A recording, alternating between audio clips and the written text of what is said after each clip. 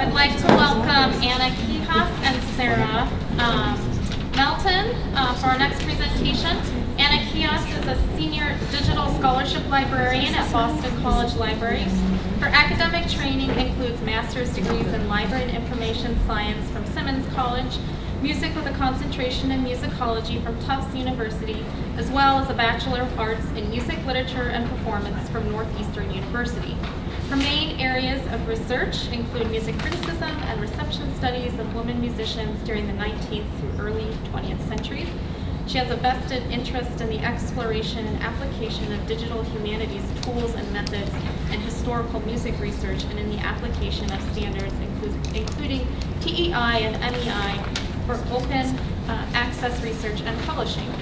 She recently served as the fiscal officer for the Music Library Association and is working on several forthcoming publications about 19th century pianist Teresa Carreño, including a book on the life and music of Teresa Carreño, The Guide to Research, and a digital project documenting Teresa Carreño, which documents and visualizes Carreño's performance career. As the head of digital scholarship at Boston College Libraries, Sarah Melton leads a group that explores and documents new tools and supports teaching and research in a variety of areas that utilize broad methodologies in the digital humanities. She's passionate about open access to information and civic data literacy, and she oversees the library's scholarly communications and publishing initiatives. Sarah is also a co-lead for Endangered Data Week, an annual event that raises awareness to threats to publicly available data and works with Mozilla as a mentor in their Open Leaders program. Please welcome Anna and Sarah.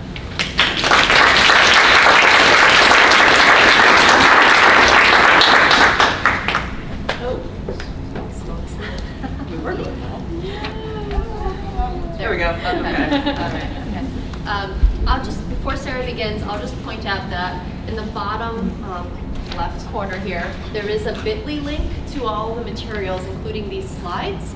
We will be having a hands-on exercise towards the end of this presentation. We have some printouts, but everything is also online, so feel free to navigate to that URL.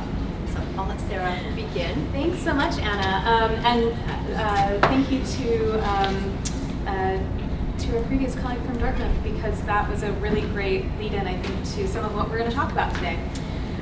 So today we're going to talk about rebalancing the music canon and MEI workflow.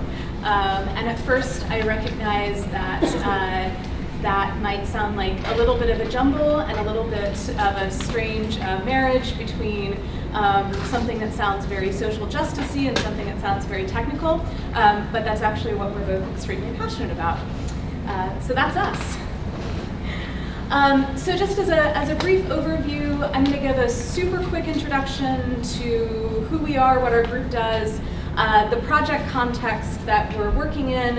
Anna's going to walk through what music encoding is. I know that many of you are probably familiar with it, but in case you need a refresher, we'll do a little bit of an overview. We'll demo our sort of project workflow that Anna's really been instrumental in putting together. And then do some actual document analysis and hopefully have some time left for discussion and questions.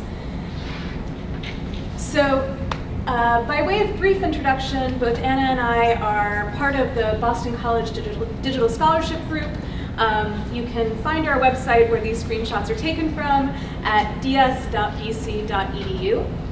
And I just wanted to highlight, I know that you all will not be able to read this, but the core tenets that we operate under. So our group consists of digital scholarship librarians, scholarly communications, data, and we also work very closely with our liaison librarians and other areas of the library as well. So we are incredibly interested in building experience and community around digital scholarship and in connecting with different parts of Boston College and the wider context. We're experimental. We like trying new things and seeing what works and often what doesn't. We are open, so as much as we can, we work with open source tools. We publish in open access venues. Our projects are all available freely online, and we've also done work to turn formerly closed access projects open as well. And then maybe most importantly, we teach, we support, and we collaborate because we're very invested in this idea of a community of digital scholarship practitioners. So I mention all of this not because you particularly care about our website, but because I think that these core tenets are really reflected in the work that we'll talk about in just a minute. And I think that it's, as much as possible, important to ground yourself in the values that you espouse when you take on a new project. So the project context that we're working within is the idea of rebalancing the canon. It's probably not a surprise to you. I am not a musician by training, although I've had musical training. I'm not a music librarian, but I am by training a historian. And I know that this holds true in music as well, that when you think about the canon, that canon is pretty narrow. It tends to look white, male, European, and even when interventions are, attempted, often those are additive and not actually rethinking the concept of the canon itself. So we wanted to highlight this database that has been developed, music theory examples by women, that many of you are likely very familiar with. It's a project that comes out of the Eastman School, and also there are collaborators all over the place, but especially at St. Olaf. And I'll actually click on it so you can see. So the idea behind the project is that, if it loads, it's yes, fantastic. There's also this beautiful poster that I think you can buy. They have individual posters of each woman composer that was created by an illustrator, so yeah. So check that out if you're looking for some visual material. And the idea is that most music theory concepts come from a fairly narrow slice of composers. And the creators of this database wanted to highlight that actually women who are composers are just as capable of highlighting these different music theory concepts. So for example, if you wanted to learn about asymmetrical meters, you could come down here to this concept, click on it, and of course there's a lot of Claire Schumann, probably predictably, and you would actually get the PDF of the score itself.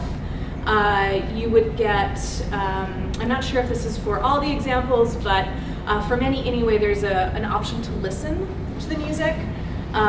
There are related examples, so if you're looking for other types of examples, list of the concepts covered, and then also, I think it's kind of nice, a text and translation as well. So the idea is that this is very much a tool that can be used in the classroom. It's very much teaching focused, but it's also doing this kind of reclamation work. And we will look at one of the examples that's included in there in our hands-on exercise. So we really love this project, and Anna in particular has done quite a bit of work in working with the creators of the project and collaborating with them. And one of the things that Anna noticed is that these examples are fantastic, and this is really important, and this is a really, I think, vital intervention. But all of those examples are sort of stuck on the page. So the music itself is in scores, which is great, but how might we do more with that? How might we make that reusable? How could we make it computational? And that's where music encoding comes in. So our intervention here has really been to think about what a workflow would be to turn these kind of examples on the page to something that can be used in different contexts.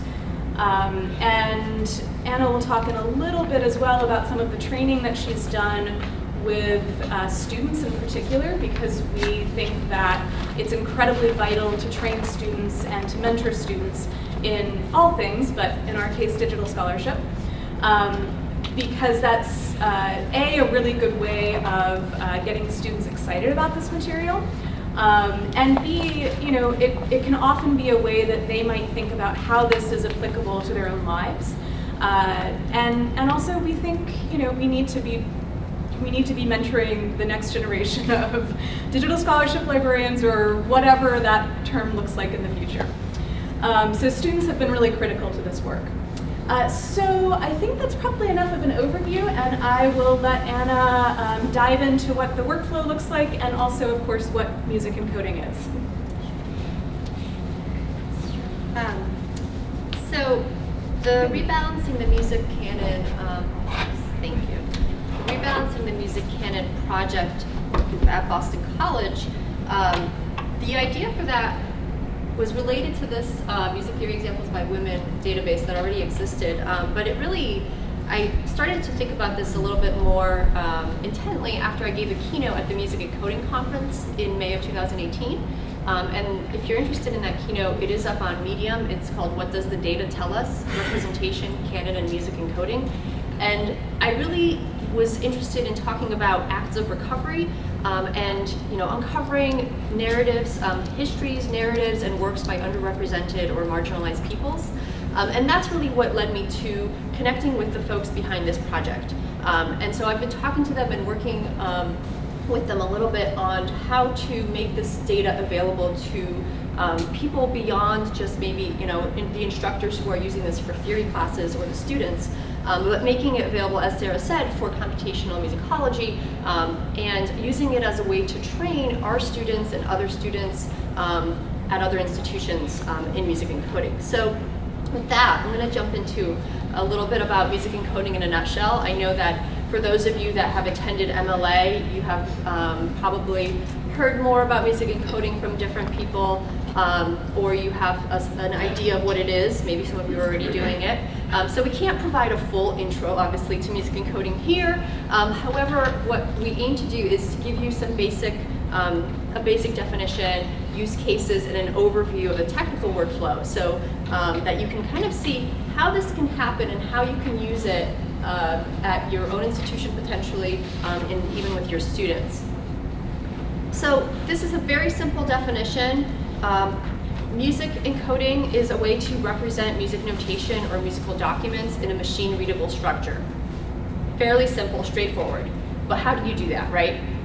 As you can imagine, there are many different formats that you can encode in. So when we talk about music encoding, we have to specify, like, what do we mean, why are we encoding it? What is the use case?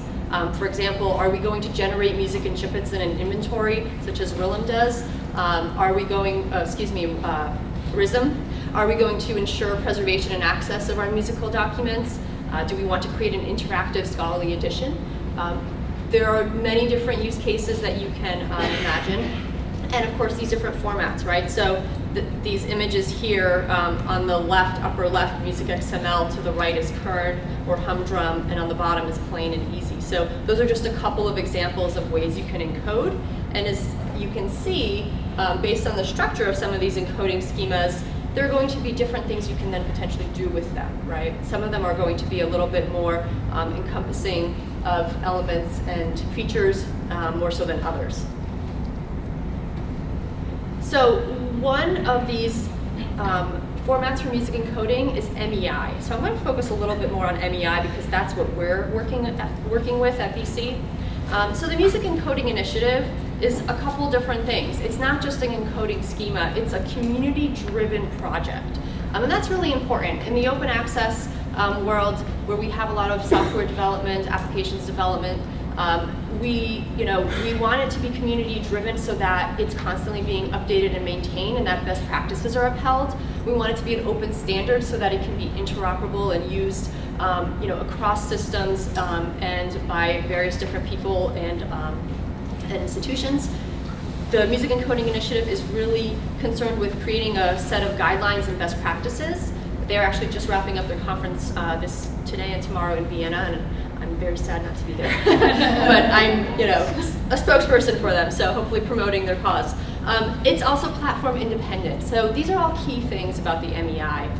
And if you are involved in any of these use cases on the right here, so if you're creating open educational resources, which the Music Theory Examples by Women database can be considered such, right? It's an open educational resource. By making it open data, we're sort of moving it even further along in terms of what the possibilities might be for using those resources. Computational analysis, as I mentioned, and scholarly editions. There are many different ways that the MEI can be used. One use case, you might appreciate this. Anyone know? Oh, well, obviously it's down here. That was really silly. What is this? Beethoven. Okay. We all know Beethoven was very messy, right, in his manuscript. So here, a very short excerpt from Beethoven's Piano Sonata, one of his last pieces that he composed from the Beethoven Werkstatt. And this is actually from the Akademie der Wissenschaft und der Literatur in Mainz, in Germany. And what they did is they wanted to create a genetic edition. And so that means that they were focused on the process by which the text is created, right? That's why they took all these different manuscripts with different variants that he had as he scribbled his way through and went back and made corrections. And then you can see on the right just a few of these variants as they are rendered in music notation, so we can easily see and kind of decipher what is it that he wrote. This is created with MEI, Music XML. And it allows you to go, if you go to that demo, you can go through the facsimile has been digitized, and the encoded files that are basically powering this edition allow you to go through and reveal these different variants and easily walk through and see where where he made changes. So that's just one use case that it's a very complex use case, but it is something that people are doing, especially over in Europe. So, moving to the project workflow and demo, I began writing out a workflow for encoding with MEI as part of an initiative through the DLF, the Digital Library Federation. They put out a call for a library pedagogy cookbook last year, and I was one of the people who put in a proposal with my colleague Raphael Viglianti from University of Maryland's MIF. It's a Maryland Initiative for Technology and Humanities Department, and he is a big MEI person as well. And so we started working on this workflow, and I was testing it with our students in the digital studio and trying to see what worked, what didn't work. So this workflow will be available as a tutorial through the DLF, hopefully in the next few months. It'll be fully available online, open access. I trained 2 undergraduate students, Emma and Gina, and they are both music minors, and they have instrumental training, but they are not music majors, and this was part of their work that they did as paid students in the digital studio. So I think it's they're learning skills and getting paid for it. So we had them start working on this project, and going back to the Music Theory Examples database that Sarah showed, what I did with those folks from that database was I asked them if it would be okay to use the corpus that they had up to, I think they update this constantly, but through August of last year, what existed in their database if we could start encoding it. And they were very happy to let us do that. And so we're focusing on that small corpus right now. There's about 165 or so pieces in there. Some of them are full compositions, some of them are excerpts because they are being used for teaching and music theory classes. So the students that I'm working with are focused on extracting the music and then correcting the files at this point. And so what our workflow looks like fairly straightforward right now. We take the music document. So we have generally a PDF, and it can be either a PDF of an engraved music document through Sibelius or Finale, for example, or it might actually be a PDF of a copy from an older edition. And so it might be a little grainy, it might not be very clear. What we do with that music document is we run it through a software, and we used MuseScore, which is an open source software application. Some of you may be familiar with it. But we also have now started using SmartScore Pro because it has a much better optical music recognition engine. And so we take that music document, we run it through the software, and it extracts all the notation in Music XML. And then we spend sometimes a lot of time correcting that notation. The grainier the document, the older the edition, the more time often we spend correcting it. And then we export a clean Music XML file. And I'll show you a little demo of this in a minute. And then the process to take it to an MEI file is we have the Music XML, and there are two options that we have been using. The first is a tool called Verovio, and Verovio is developed through the MEI community and some other folks around the world. It's open source, and it basically will take your Music XML and transform it into an MEI schema. And then you have that MEI file. The other option is, if you're familiar with XML at all, XSLT, taking the MEI, transforming it using an XSLT process. The good news is that there are templates written out for the XSLT by the MEI community, so you don't have to start from scratch. So let's hope this works. Again, I know that you're not going to be able to see this super well, so I'm going to narrate this a little bit while it happens. And the slides, as I mentioned earlier, you can pull up on your browser if that helps. So this doesn't have any audio. It's just basically going to show you how quickly you can extract the notation from a PDF, and then how the process, how you take that process to convert into MEI. So here we go. So this is a piece, let's see if I can see this, Un certo freddo aurore, from Wilhelmine van Bayreut's aria, Argenore. And this is right now in SmartScore. And so SmartScore, I uploaded my PDF, and it's processing. So it's going to take a minute or so. It's fairly quick. And so it's using, as I mentioned earlier, an optical music recognition engine. So if you're familiar with OCR, it's a similar concept, but for music. And this is something that there are different groups working on the OMR process, because it's a lot more complicated, as you can imagine, to extract music notation than it is to extract text from a PDF. And so now what you're seeing, and this is going to expand in just a moment, is that it's recognized the music notation, it's extracted it. On the top level here in that window, it's going to go down in a second, the yellow, that's the original score, and then below is the extracted notation. And so in this case, because we started with a very clean copy in PDF, it's going to come out fairly well. There's still some things that we have to correct because it's not a perfect process. But essentially, you can correct it if you wish in SmartScore, and so you have the original PDF up top, and your corrections will be made in the bottom window here. So you would do that, and again, different compositions depending on the clarity of the PDF may take longer to correct. So however long that takes to correct, you correct it, and then the Verovio tool that I mentioned earlier is one of the easier tools to use if you're just converting a couple of files into MEI. If you're going to be doing hundreds of files, then you would most likely want to automate this process, and we can talk later about that. But the nice thing about Verovio is that it also renders your music in HTML. And so you could potentially, if you wanted to put this up online immediately, you could do that as soon as you have your MEI file. And there's your engraved score. And that's customizable, so you can do a lot of different things with that. And this just shows you what that score looks like. And then the MEI file is generated by clicking on that button. It creates the file, and then in a minute you'll see it open up in a window there. And there's your MEI. So this is a very automated process, and it's fairly straightforward. The most amount of time that we spend is on correcting the notation, right? Because we want to make sure that it's true to whatever the score is that we're working from.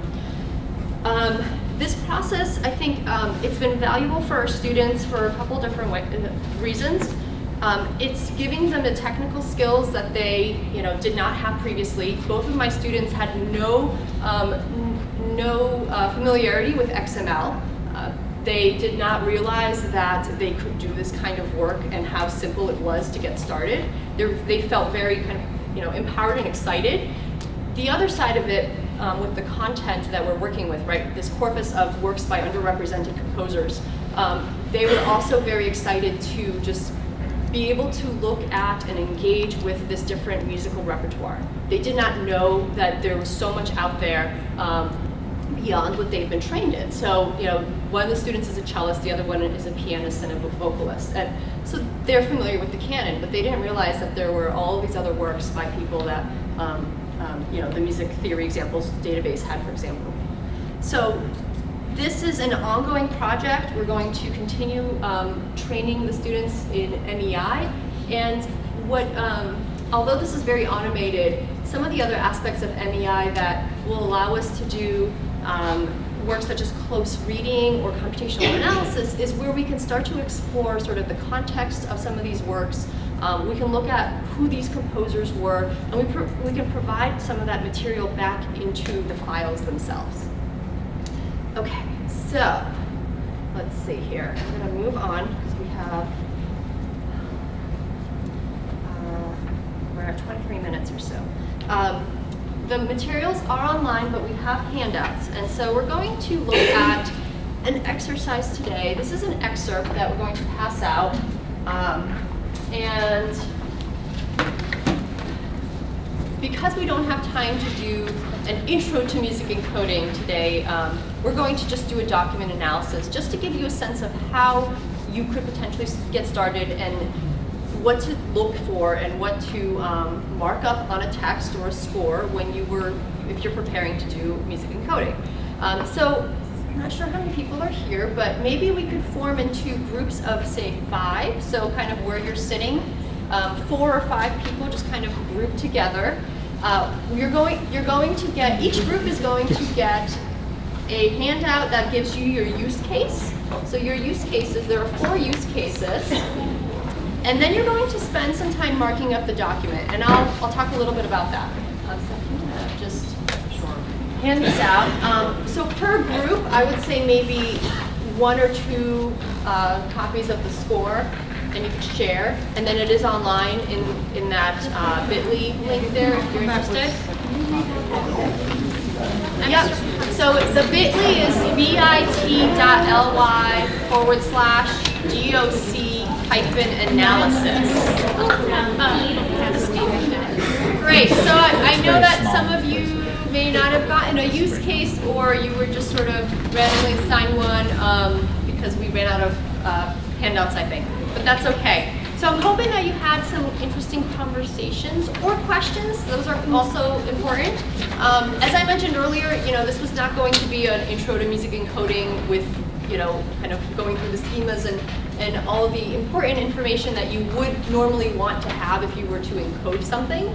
This was more of an exercise in just getting you to think about, either based on a use case or something else that you came up with, what are the important elements in a text and in a musical document, and based on who and what you were doing with it, what kinds of things would you want to capture? So maybe we can take maybe a minute or 2 just to kind of hear from some of these different groups. What did you come up with, or what questions did you have? Yes?